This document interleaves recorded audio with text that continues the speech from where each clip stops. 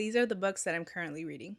The one that I've been actively reading for the longest time is Jonathan Strange and Mr. Norrell by Susanna Clark. I'm having a really hard time with this book. I'm like 60% in and I'm still struggling to get into the storyline. This is a historical fantasy with fae and magicians set on the backdrop of the war between England and France. I feel like any other book I would have DNF'd by now, but with Susanna Clark, I feel like there has to be a payoff at the end. Like, there's no way that she's making you struggle through such a massive book without a massive payoff. And I'm gonna be so disappointed if that's not what I get. I'm currently reading The Rom-Commers by Catherine Center, and this book is a delight. I'm like 90% of the way done, so I'm gonna finish it maybe today. But this book has everything I want in a rom-com. It's got witty banter, it's got competent characters, it has a really nice storyline. This book made me chuckle with my belly, but it also made me cry at various points. It's got a lot of heart, it's got a lot of depth. I am absolutely loving it, and I feel like it's gonna become a 5-star read.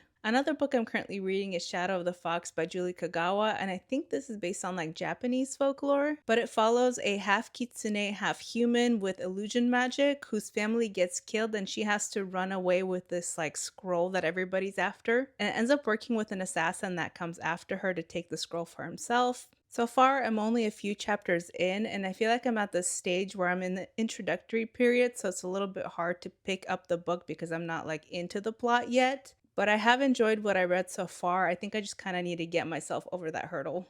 I also just picked up The Glass Castle by Jeanette Walls. This is a memoir about her unconventional childhood. I'm only a couple chapters in, but I'm already really intrigued and really invested in the story and can't wait to continue reading it. I'm also reading The Great Alone by Kristen Hanna. This book I'm probably like 20% in, but I'm really enjoying it so far. It's about a girl that has a father with PTSD from the Vietnam War, but their family decides to move to Alaska for a new start. And this book is about them surviving in the wilderness of Alaska and how it affects their family. Kristen Hanna's writing is very beautiful, very digestible, and I'm really enjoying the story. The last book I'm currently reading is The Warm Hands of Ghosts by Catherine Arden. This is like a historical fantasy set during World War I. I'm probably 30% into this book, and so far I haven't really seen a lot of fantasy elements. It's mostly reading like historical fiction. It follows a war nurse whose brother goes missing in action, so she decides to go after him to the front lines to try to figure out what happened to him. And this book also reads from the perspective of her brother and what happens to him on the front lines. I'm really loving the story. I think Catherine Arden's writing is very beautiful.